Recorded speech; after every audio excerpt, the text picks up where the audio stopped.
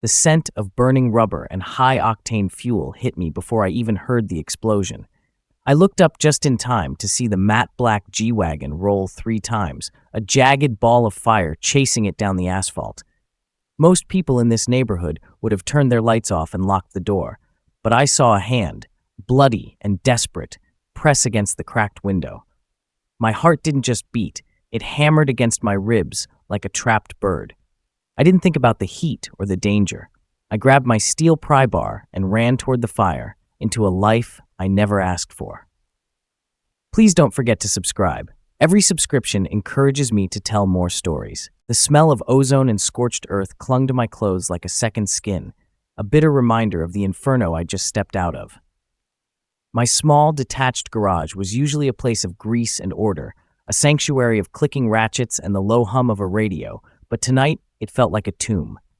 In the center of the floor, laid out on a pile of clean, moving blankets, was the man I had dragged from the burning G-Wagon, Dante Vane. I didn't know his name then, only that his weight had nearly broken my spirit as I hauled him through the dark alleyways, avoiding the main road where the sirens were already beginning to scream. He groaned, a low, guttural sound that vibrated through the concrete floor. I dropped to my knees beside him, my hands shaking so violently I had to press them against my thighs to make them stop. I'd seen blood before. Accidents in the shop were part of the job, but this was different. This was intentional. Under the harsh, flickering overhead light, his expensive black suit was shredded. The silk lining stained a deep, ominous crimson. I reached for my heavy-duty shears, the metal cold against my sweat-slicked palms, and began to cut away the fabric of his sleeve. My breath hitched. It wasn't just glass from the crash. High on his shoulder was the puckered, angry entry wound of a bullet. The heat from the burning car must have cauterized it slightly, but it was weeping fresh blood now, thick and dark. "Focus, Kezia," I whispered to the empty air, the sound of my own voice the only thing keeping the encroaching panic at bay.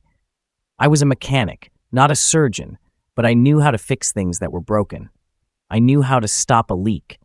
I scrambled to the back of the shop, snatching the industrial first aid kit I kept for emergencies.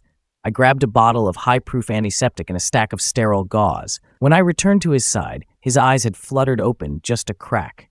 They weren't brown or blue. They were the color of a winter sea, cold and piercing even through the haze of shock. His hands suddenly shot out, fingers like iron bands locking around my wrist. The strength in him, even dying, was terrifying. "No, doctors," he rasped, his voice sounding like 2 stones grinding together. A single drop of blood ran down his temple, tracing the line of a jaw that looked like it had been carved from granite. "You're going to bleed out in my garage if I don't help you," I snapped, my fear momentarily replaced by a flicker of the stubbornness that kept this shop running. "And I don't feel like explaining a corpse to the landlord tomorrow morning." He held my gaze for a heartbeat longer, his pupils blown wide, searching my face for a betrayal he clearly expected. Then, as if the last of his battery had drained, his hand fell limp against the concrete. I didn't waste another second. I doused a pad in antiseptic and pressed it to the wound. He didn't scream, but his entire body went rigid, his teeth gritting so hard I thought they might shatter. I worked in the heavy silence, the only sound the rhythmic drip of a leaky faucet and the distant, fading wail of emergency vehicles blocks away. I cleaned the grime and soot from his skin, revealing a tapestry of older scars, jagged lines and pale marks that told a story of a life lived in a permanent war zone.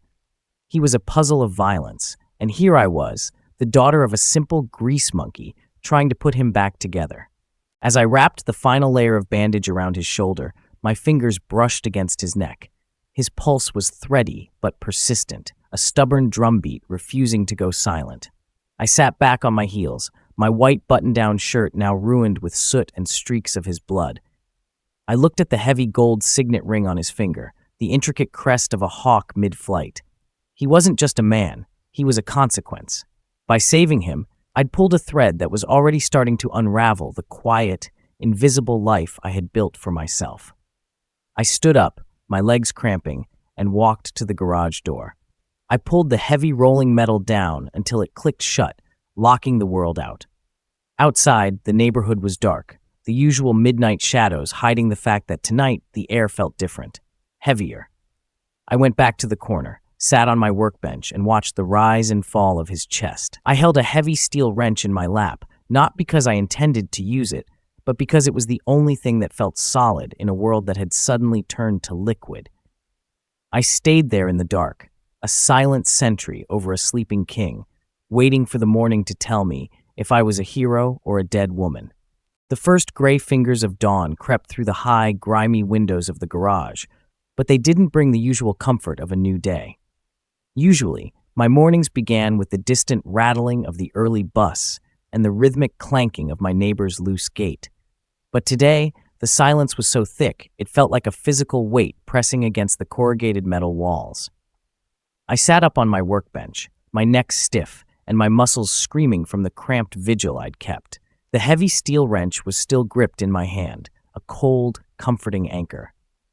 I looked down at the center of the floor.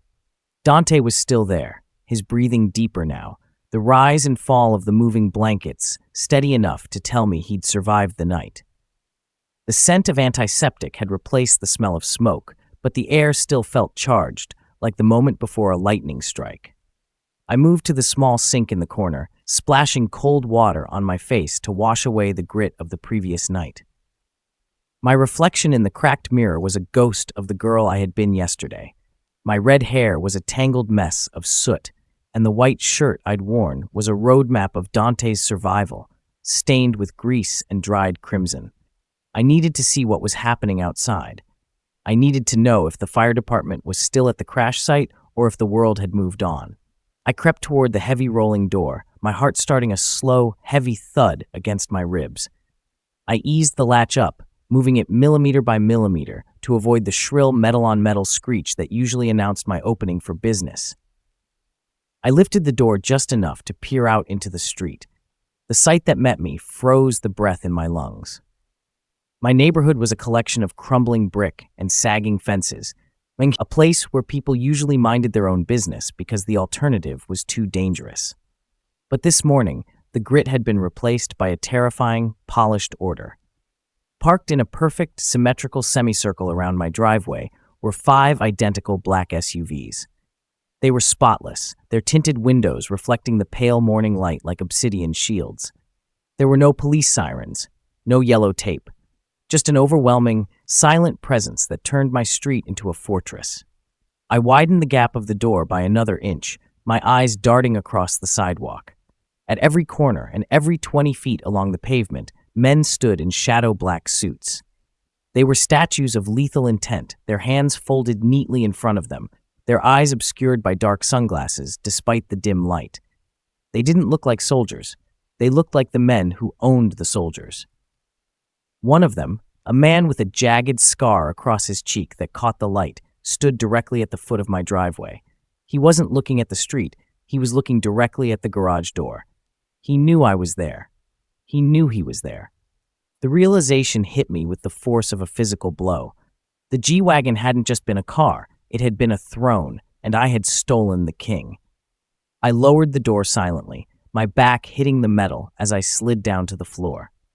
The shadow in the garage was no longer a secret. The entire world, or at least the most dangerous part of it, had found us. I looked at Dante, his pale face illuminated by a shaft of morning light. He looked less like a victim now and more like a sleeping storm. I realized then that the men outside weren't there to arrest him. They were there to wait for him. And I was the only thing standing between them and their boss. I felt a sudden, sharp surge of anger through the fear. This was my home. This was the garage my father had bled for, the only piece of the world that belonged to me. And now, it was a pawn in a game I didn't understand. I stood up, the wrench still in my hand, and walked back to Dante's side. I reached down and gripped his shoulder, shaking him with a firm, desperate hand. "Dante," I whispered, my voice cracking in the heavy silence. "Dante, wake up! Your people are here. And I think the neighborhood is about to burn for real this time." His eyes snapped open, no longer hazy, but sharp and lethal as a blade. He didn't ask where he was. He didn't ask who I was. He simply listened to the silence outside, and I saw the moment he understood. The king was back, and my life as an invisible mechanic was officially over. Gemini said, "The sea-cold clarity in Dante's eyes was the most terrifying thing I had ever seen.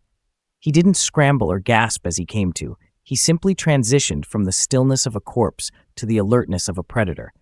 He sat up slowly, his jaw tightening as the movement pulled at the stitches I'd crudely placed in his shoulder, but he didn't make a sound. His gaze swept the garage, cataloging every wrench, every oil stain, and finally, me. I stood frozen, the heavy steel tool still gripped in my hand like a pathetic shield.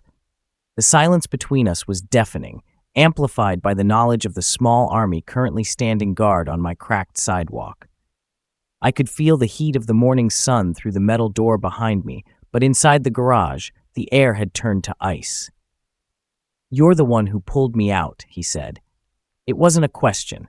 His voice was deeper than it had been the night before, a rich, resonant baritone that carried the weight of absolute authority. He looked at the ruined remains of his suit, then at the blood-stained moving blankets, and finally back at my face. I felt a strange, prickling sensation on my skin, as if his stare was physically peeling back the layers of my anonymity.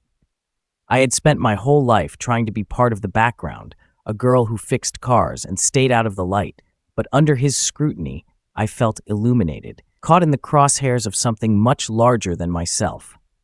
"The car was going to explode," I managed to say, my voice sounding thin and brittle in the vast quiet. "I wasn't going to let you burn." I watched as he shifted his weight, testing the bandage on his shoulder. He didn't look like a man who had just survived a high-speed crash and a gunshot wound. He looked like a man who was already planning his next move. The vulnerability I had seen on the beach was gone, replaced by a terrifying, polished iron. He stood up with a slow, deliberate grace, despite the blood loss. He was tall, overwhelmingly so, his presence filling the small space of my garage until it felt like the walls were closing in. "Most people would have walked away, Kezia," he murmured, using my name as if he had known it for a lifetime. I felt a jolt of alarm. I hadn't told him my name. He must have seen the mail on my workbench or the certification on the wall. The fact that he had noticed such a detail while barely conscious made my stomach flip. He walked toward me, his stride steady, stopping just a few feet away. I could smell the faint scent of expensive tobacco and blood clinging to him. "Do you know who I am?" I looked at the black SUVs through the crack in the door, then back at him. "I know you're the reason my neighborhood is currently under a military-grade lockdown. I know you're the reason I haven't heard a single bird chirp all morning. And I know that suit costs more than my entire shop." A faint, dangerous smile touched his lips, but it didn't reach his eyes. "I am Dante Vane. To the men outside, I am the law. To the people who put that bullet in my shoulder, I am the end of their world." He spoke with a terrifying lack of ego, as if he were simply stating a fact of nature. He wasn't just a criminal, he was a sovereign. The realization of what I had done finally fully settled into my marrow. I hadn't just saved a man, I had intervened in a war. I had picked a side without even knowing the players, and in his world, there was no such thing as a neutral party. "I'm just a mechanic," I whispered, more to myself than to him, a desperate attempt to reclaim the life I'd had only 12 hours ago. Dante stepped closer, reaching out a hand.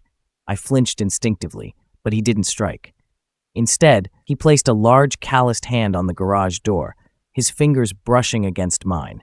The heat from his skin was startling. "You were a mechanic," he corrected, his voice dropping to a low, intimate rumble that sent a shiver down my spine. "Now, you are the woman who saved the life of a man who never forgets a debt. The men outside are mine, but the men who chased me are still out there, and they saw you. They saw your face, Kezia.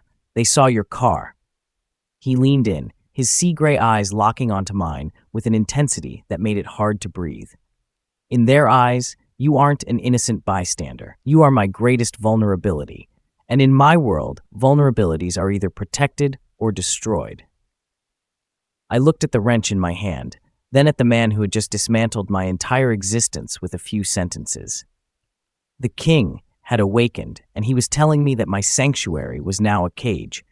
I had pulled him from the fire, but as I looked at the dark authority in his eyes, I realized the fire was only just beginning. The morning air inside the garage was growing heavy, thick with the scent of stale iron and the underlying tang of gasoline that always permeated the rafters. Dante stood by the workbench, his silhouette cutting a jagged, imposing figure against the rows of hanging wrenches and sockets. He moved his arm tentatively, a sharp intake of breath the only sign of the agony that must have been radiating from his shoulder. I watched him, my heart still performing a frantic, uneven rhythm against my ribs. The SUVs outside remained as silent as gravestones, but their presence felt like a tightening noose. I looked at the medical supplies scattered on the floor, and then at the dark, wet patch on Dante's bandage. "You need a real doctor," I said, the words feeling heavy and useless. "A sterile environment. Antibiotics. I did what I could, but if that wound gets infected, or if there's internal bleeding I can't see, you won't make it to the end of the week. Why won't you let your men take you to a hospital? They clearly have the resources." I gestured vaguely toward the door, toward the wealth and power idling on my driveway. It made no sense to me. He was a king in a world of monsters, yet he was choosing to bleed out in a garage that smelled of old oil and disappointment. Dante turned his head, his eyes catching a sliver of light that turned them into polished flint. He looked at me with a mixture of pity and a cold, hard realism that made me feel incredibly small. "A hospital is a cage with a different name, Kezia," he murmured, his voice low and gravelly. He stepped toward me, and despite the injury, he moved with a fluid, terrifying purpose. "In my world, a hospital is a place where you are processed, fingerprinted, and pinned down like a butterfly in a display case. The moment I check into a facility under my own name, a dozen red lights go off in a dozen different offices. The police arrive within minutes, and my enemies, the ones who put that lead in my shoulder, arrive shortly after." He paused, leaning back against the frame of an old engine hoist, his face pale but his gaze unwavering. "But it's not just about the law. There is a debt of blood that hasn't been settled. To go to a hospital is to admit a vulnerability I cannot afford.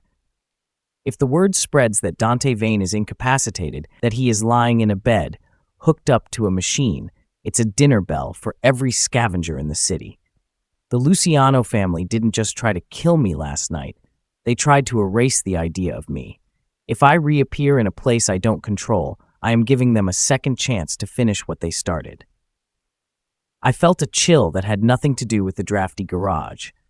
I had thought of his world as something far away, something you saw in movies or read about in the papers, but he was bringing the visceral, bloody reality of it right into my lap. He wasn't just hiding from the police, he was hiding from a predator that was currently circling the block. "So what? You just stay here and hope for the best?" "I stay where I am invisible," he replied, his eyes narrowing. "You gave me that, Kezia. You didn't take me to the authorities. You didn't call the sirens. You brought me to a place that doesn't exist on any of their maps. This garage is the only patch of dirt in this city where I am not a target on a screen." He looked down at his bandaged shoulder, his expression darkening. "A debt of blood is a sacred thing. You spilled yours to save me, dragging me through that fire. Now I owe you a debt that cannot be paid in cash. I am staying here until I am strong enough to hunt, not because I want to, but because moving me now would be signing your death warrant along with mine." He reached out his good hand, his fingers hovering just inches from my cheek, though he didn't touch me. The air between us seemed to vibrate with a strange, magnetic tension. "You don't understand the gravity of what you did," he whispered. "By pulling me from that G-Wagon, you didn't just save a man. You stole a victory from the Lucianos. They will want to know who was brave enough or foolish enough to do that. If I leave you now, you are a target with no shield. I cannot go to a hospital because the only way to keep you alive is to stay right here and make sure anyone who comes for you meets me first."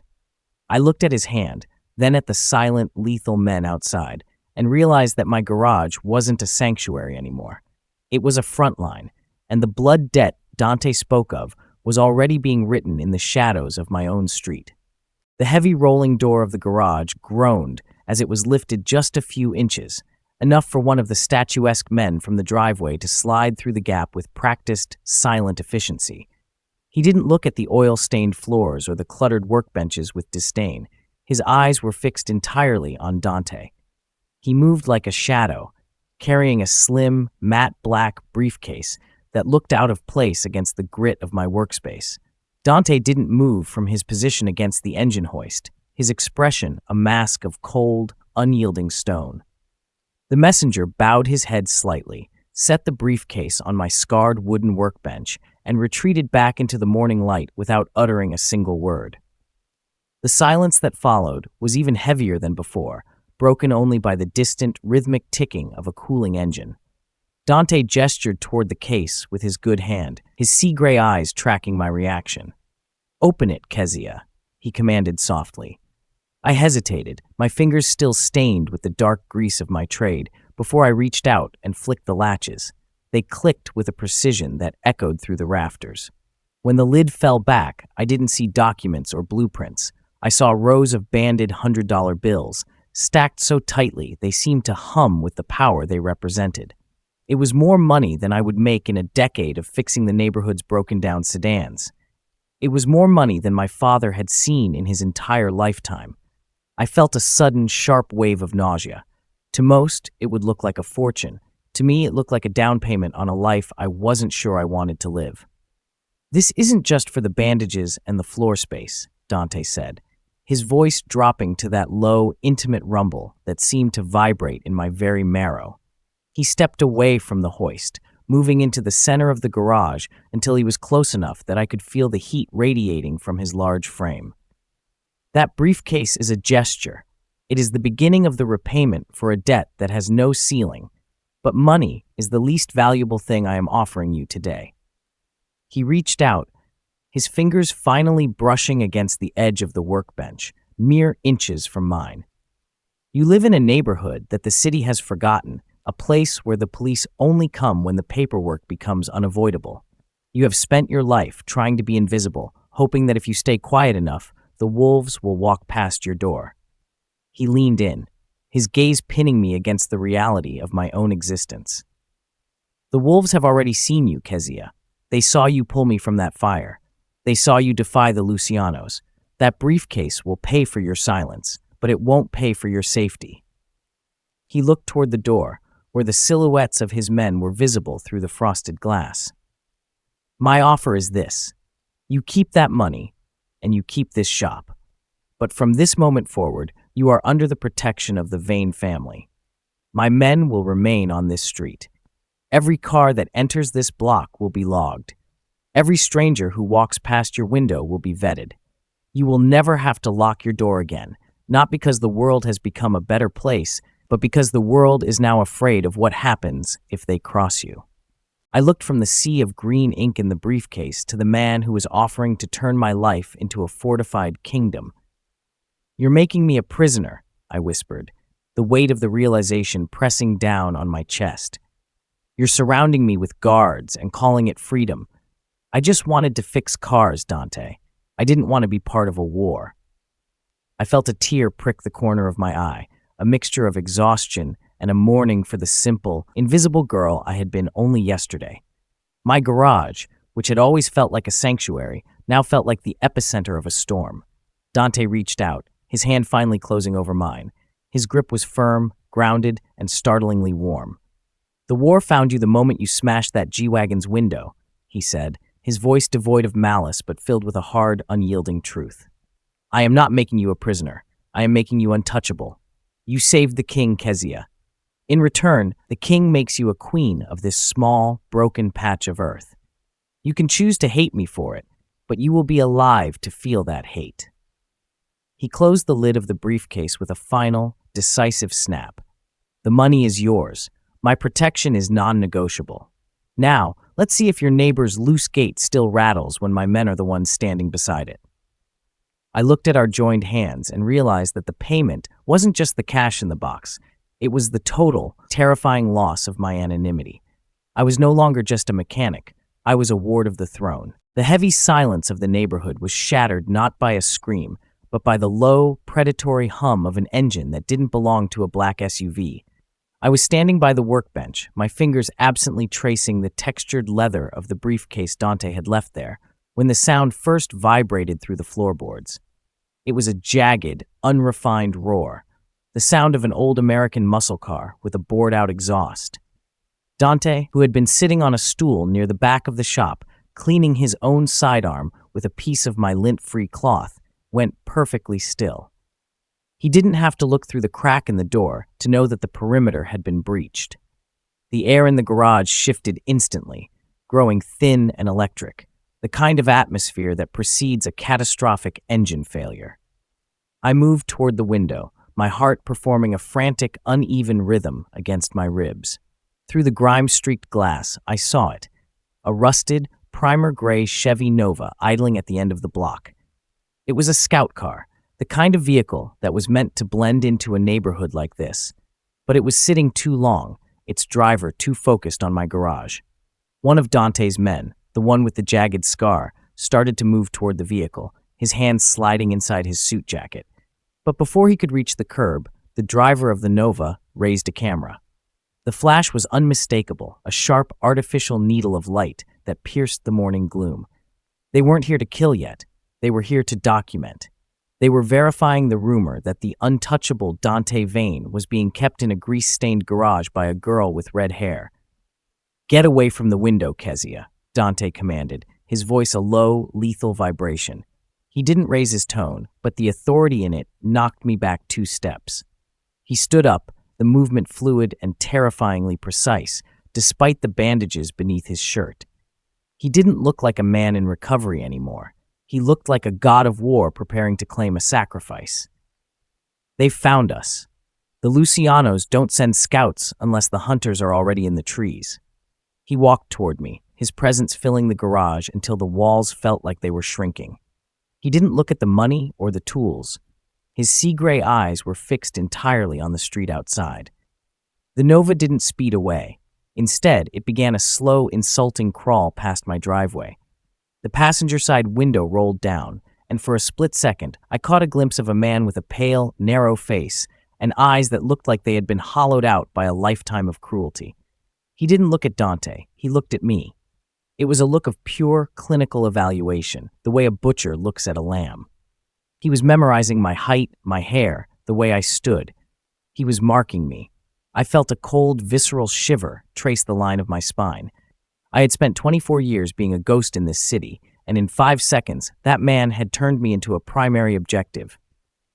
"They know," I whispered, the words tasting like copper in my mouth. "Dante, they know I'm here. They know you're here." I looked at my tools, at the wrench I'd held like a lifeline, and realized how pathetic it was. I was a girl who fixed alternators and changed oil, and I was being scouted by the most violent organization in the state. The reality of the first strike wasn't a bullet. It was the loss of the only thing I had left. The possibility that they didn't know my name. Dante reached out, his hand gripping my shoulder with a firmness that was meant to ground me, but only served to remind me of the storm we were in. "They know your location, but they don't know the price they will pay for stepping onto this concrete," he said, his voice dropping to a rasping promise. He looked toward the door as the gray Nova finally accelerated, its tires chirping as it disappeared around the corner. That was the Lucianos' way of knocking on the door. They wanted to see if I was strong enough to step out and stop them. He turned to the man with the scar, who had entered the garage the moment the car left. "Call the second tier. I want this entire block blacked out. If a stray dog walks past that fence, I want to know its pedigree. And find that Nova. I want the driver brought to me before the sun sets." The messenger nodded and vanished, leaving us alone in the growing heat of the shop. Dante turned back to me, his expression unreadable, but his grip on my shoulder didn't loosen. "The peace is over, Kezia. You pulled me from a burning car, and now the fire has followed us home. This wasn't an attack, it was a promise." I looked at the briefcase of money, now feeling like blood-stained tinsel, and realized that the Luciano scout hadn't just found a garage. He had found the exact spot where my old life was going to die. The first strike was a psychological one, and as I looked into Dante's cold, expectant eyes, I knew that the next time that Chevy Nova appeared, it wouldn't be carrying a camera. It would be carrying the end of everything I knew. The afternoon heat had turned the garage into an oven, the air shimmering with the scent of hot metal and the ghost of burnt oil. Dante was deep in the shadows, his presence a dark, humming tension as he coordinated with his men through short, clipped commands. I couldn't sit still. The image of the Luciano scout's hollow eyes was burned into my retinas, a predatory stare that made my own home feel like a foreign country. I needed air, or perhaps I just needed to prove to myself that I wasn't a prisoner yet. I slipped out the side door into the narrow alleyway that separated my shop from the rest of the world. The silence of the neighborhood was unnatural, a heavy, artificial quiet maintained by the men in suits who stood like statues at every corner. I leaned against the brick wall, the rough texture grazing my skin through my ruined white shirt. That was when I saw him. Mr. Henderson, my neighbor from 3 houses down, was standing on his porch, his hands shoved deep into the pockets of his worn cardigan. He had lived on this block since before I was born. He was the man who had brought my father soup when he was sick, the one who always complimented my work on the neighborhood's old beat-up trucks. But today, he wasn't looking at me with the usual grandfatherly warmth. He was staring at the black SUVs with a mixture of terror and a strange, twitchy anticipation. I watched as he pulled a small silver flip phone from his pocket, an outdated model that looked out of place in his trembling hands. He didn't see me in the shadows of the alley. He looked toward the corner where the Luciano's gray Nova had disappeared, and he pressed a single button. My blood didn't just run cold, it turned to slush. I remembered Henderson complaining about his rising property taxes last month, his voice cracking as he talked about the fear of being evicted from the only home he had ever known. I remembered the way the scout had looked at my garage, not with the confusion of someone searching, but with the confidence of someone who had been given a map. "Mr. Henderson," I whispered, the name catching in my throat like a shard of glass. I stepped out of the shadows, my heart performing a slow, agonizing thud against my ribs. He jumped, the phone nearly slipping from his fingers. The look that crossed his face wasn't surprise. It was the raw, ugly guilt of a man who had sold his soul and realized the receipt was still in his hand. He didn't try to hide the phone. He didn't even try to lie. He just stood there, his lip trembling, as the weight of his betrayal settled between us like a corpse. "They said they'd pay off the house, Kezia," he rasped, his voice a thin, pathetic reed. He wouldn't meet my eyes. He looked at the cracked pavement, at the weeds growing through the sidewalk, at anything but the girl he had watched grow up. "They said if I just told them when the car arrived, if I confirmed who was inside. I'm sorry. I'm so sorry. I'm old, and I'm tired, and I just wanted to stay in my house." The Judas kiss didn't come in the form of a greeting. It came in the realization that 20 years of neighborly love had a price tag, and for Henderson, that price was the roof over his head. My sanctuary hadn't been breached by a master spy or a high-tech tracker. It had been dismantled by an old man with a mortgage. I felt a sudden, visceral wave of nausea. If Henderson could sell me out, then there was no such thing as safety. The neighborhood I had spent my life trying to protect was nothing more than a collection of vulnerabilities waiting to be exploited. "Kezia, get back inside." Dante's voice came from behind me, a low, tectonic rumble that made Henderson whimper. Dante had moved with the silence of smoke, appearing at the mouth of the alley with his hand resting on the small of his back, near his weapon. He didn't look at Henderson with anger. He looked at him with the clinical detachment of a man observing a broken part. To Dante, this wasn't a tragedy. It was a tactical reality. I looked at Henderson, his frail frame silhouetted against the afternoon sun, and I felt a mourning for the world I had lived in only yesterday. The invisible girl was gone, and in her place was a woman who realized that even the people she loved could be turned into weapons.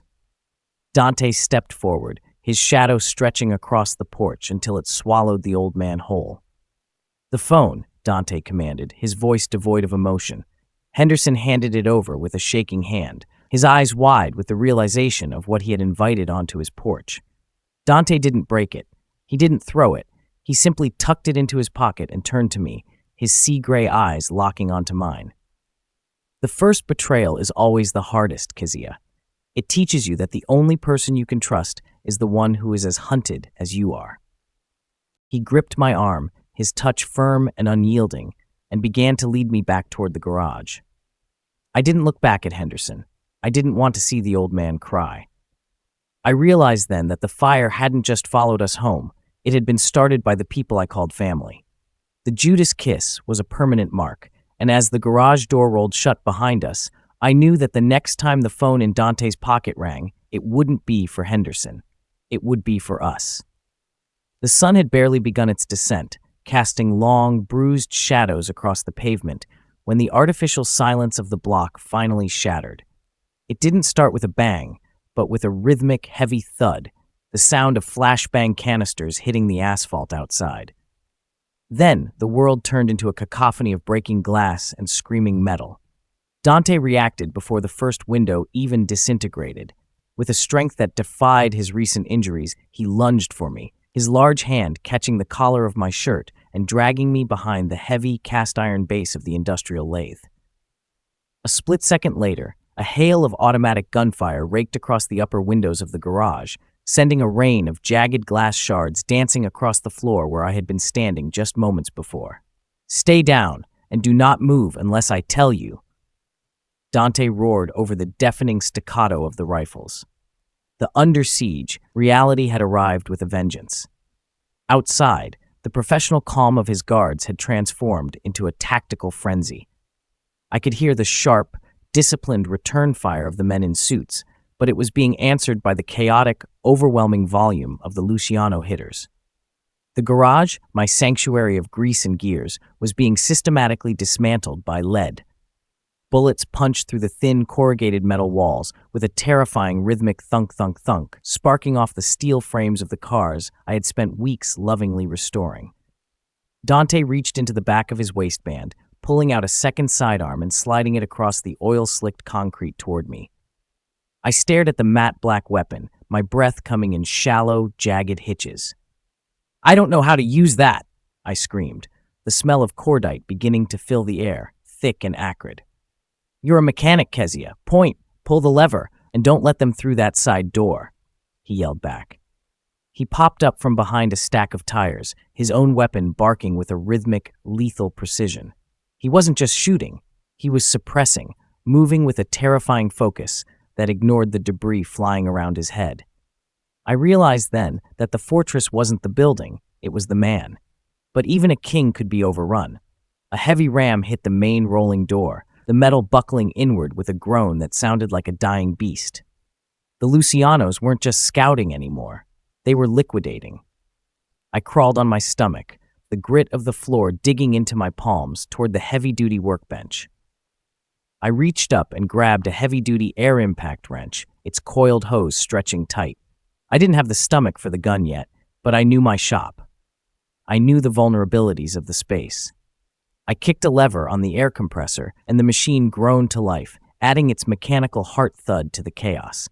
I watched the side door, the one Henderson had pointed out, as the handle began to jiggle. My heart was a frantic, trapped thing in my chest. This was the siege. My life was being measured in the seconds between reloads.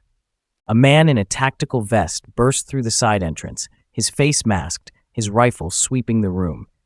Before he could level his gaze at Dante's back, I swung. I didn't swing a fist. I swung the heavy steel impact wrench with every ounce of terror-fueled strength I possessed. It connected with the side of his helmet with a sickening metallic crack. He stumbled, the world spinning for him, and Dante turned, finishing the job with a single, clinical shot that sent the man crashing back into the alley. Dante didn't thank me. He didn't have time. He grabbed my arm, pulling me toward the back office, the only part of the garage reinforced with brick. "They're coming in through the roof next," he panted, his shirt now soaked with fresh blood where his wound had reopened. The garage was filled with smoke and the orange flicker of a small fire that had started in the paint locker. My fortress was crumbling. The tools of my trade were being used as cover, my father's legacy being shredded by a war that had no end in sight. I looked at Dante, his face masked in soot and blood, his sea-gray eyes burning with a cold, desperate light. We were pinned, surrounded by the ghosts of my past and the monsters of his present. The siege had stripped away the last of my denial. There was no going back to the girl who changed oil. As the main door finally gave way with a climactic screech of tearing hinges, I reached down and gripped the cold steel of the handgun he'd given me. If my home was going to be a tomb, I wasn't going to go into it quietly. The under siege moment had forged something new out of the mechanic, something as hard and unyielding as the chrome she used to polish. The air inside the garage had become a thick, toxic soup of cordite, pulverized brick, and the sweet, heavy scent of leaking coolant. My ears were ringing so loudly that the world felt like it was happening underwater, a distorted ballet of muzzle flashes and flying splinters. Dante was pinned behind the heavy engine block of a dismantled sedan, his ammunition running low, his face a mask of grimy sweat and grim determination. The main door had been breached, and I could see the silhouettes of 3 Luciano hitmen preparing to rush the center of the shop. They moved with a predatory confidence, thinking they had trapped a king in a commoner's cage. They didn't realize they were standing in the middle of my world, and in my world, I knew exactly which levers to pull to make the ceiling come crashing down. I stayed low, my stomach grazing the oily concrete as I scrambled toward the control panel for the hydraulic car lift. This was the mechanic's gambit, a desperate play born from a lifetime of knowing how machines could fail and how to make them fail on purpose. On the lift was a rusted, heavy-duty pickup truck, 3 tons of dead weight suspended 6 feet in the air. The attackers were funneling directly beneath it, using the shadows of the chassis for cover as they advanced on Dante. My heart was a frantic, oily engine in my chest, but my hands, usually so prone to shaking, were suddenly steady. I reached for the emergency release lever, the cold steel biting into my palm. "Dante, get back!" I screamed, the sound tearing at my throat. He didn't hesitate. He rolled backward, tucking into the shadows of the rear tool cabinets just as I yanked the lever with every ounce of my weight. The hydraulic hiss was a sharp, predatory sound that cut through the gunfire. With a groan of tortured metal, the safety locks sheared off, and the 3-ton truck plummeted. The impact was tectonic. The ground buckled beneath my feet as the vehicle slammed into the concrete, pinning 2 of the hitmen instantly. The third was thrown backward by the shockwave, his rifle clattering across the floor. The garage fell into a momentary, shocked silence, broken only by the hiss of steam from the truck's ruptured radiator. But I wasn't finished. I knew the Lucianos had reinforcements waiting in the alley, and the gambit required a total blackout. I scrambled toward the rack where I kept the 5-gallon canisters of cleaning solvent and fuel. My father had always warned me that a garage was a tinderbox waiting for a spark, and tonight I was going to be the one to light the match. I kicked over 2 canisters of high-octane gasoline, the amber liquid spiraling across the floor toward the breached side door and the main entrance. The scent was overwhelming, a dizzying, chemical cloud that promised a cleansing fire. I watched as the liquid pooled around the feet of the remaining attackers who were trying to push through the debris. "Kezia, what are you doing?" Dante shouted, his voice laced with a rare flicker of genuine alarm. He saw the gasoline, saw the way it was reflecting the orange glow of the small fires already burning in the paint locker. He started toward me, his hand outstretched, but I waved him back toward the rear exit. I wasn't the girl who fixed cars anymore. I was the girl who was going to burn the world down to protect what was left of her sanctuary.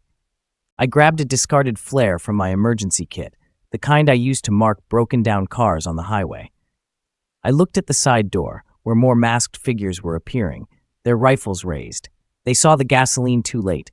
With a single fluid motion, I struck the flare. The red light was blinding, a miniature sun born in the palm of my hand. "Get out, Dante!" I yelled, my voice ringing with a fierce, terrifying clarity. I tossed the flare into the center of the gasoline pool. The world didn't just burn, it erupted. A wall of orange flame roared toward the ceiling, a vertical ocean of heat that cut the garage in half. It created a perfect, impenetrable barrier between us and the Lucianos. I heard the screams of the men caught in the blast, a jagged sound that I forced myself to ignore. The heat was so intense it singed my eyebrows and made the air feel like liquid lead in my lungs. Dante grabbed me then, his large arm wrapping around my waist as he hauled me toward the back fire escape. I didn't look back at the tools or the memories. I didn't look back at the scorched remains of my father's workbench. I let the mechanic's gambit finish the job. As we burst out into the cool night air, the garage behind us turned into a howling furnace, a funeral pyre for my old life, and a lighthouse for the war that was still to come. The mechanic had played her hand, and as I watched the smoke rise against the starless sky, I realized I had finally learned how to destroy the things I loved to keep the monsters at bay. The morning sun was no longer a gray, threatening sliver filtered through grimy garage windows. It was a brilliant, unyielding gold that poured over the white marble terrace of the Vane estate. 3 weeks had passed since the night the sky over my neighborhood turned orange with the death of my father's shop, but the scent of smoke still felt as though it were woven into the fibers of my soul. I stood at the edge of the infinity pool, looking out over the sprawling hills that guarded this fortress of glass and steel.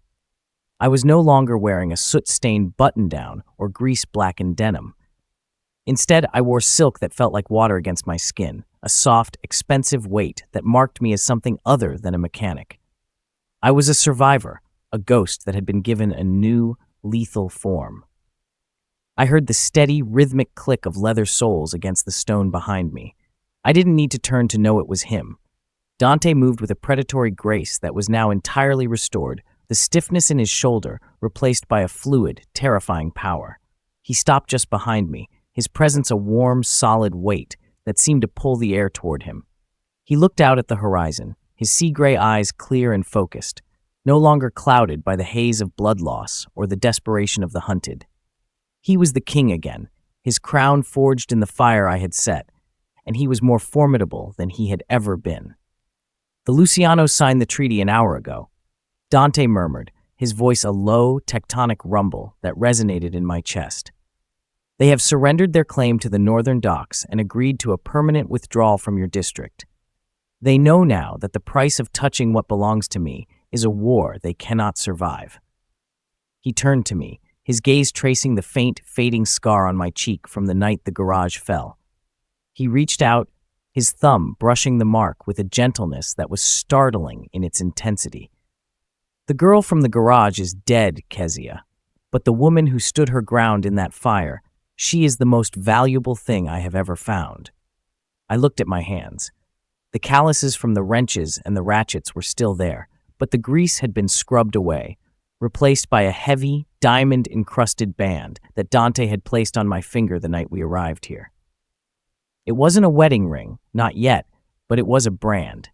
It was a declaration to the world that I was part of the inner circle, the one person the Vane family would burn the world down to protect.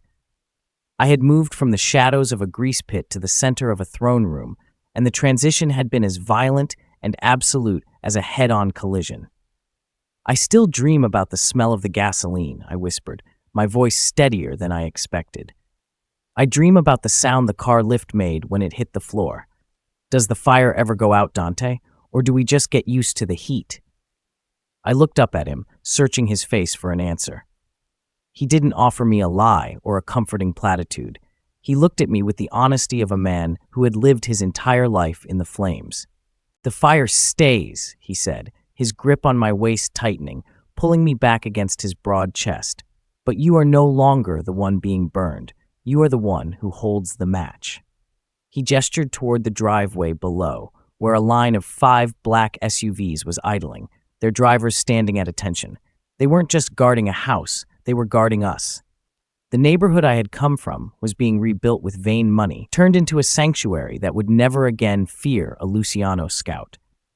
The people I had known would whisper about the mechanic who disappeared into the night, but they would do so from behind doors that were now the safest in the city. I leaned my head back against his shoulder, closing my eyes against the brilliance of the sun. I had spent my life trying to be invisible, believing that safety was found in the silence. But Dante had shown me a different truth. Safety was found in power, and power was found in the people you were willing to die for. I wasn't a prisoner in this glass palace. I was the architect of a new reality. The Untouchable wasn't just a title for Dante anymore. It was a promise that extended to me, a shield made of iron and blood that would never crack. As we stood there, the king and his savior, I realized that the mechanic's gambit hadn't just saved his life. It had claimed mine. And as I felt the steady, powerful thud of Dante's heart against my back, I knew I wouldn't trade this dangerous, golden life for all the quiet mornings in the world.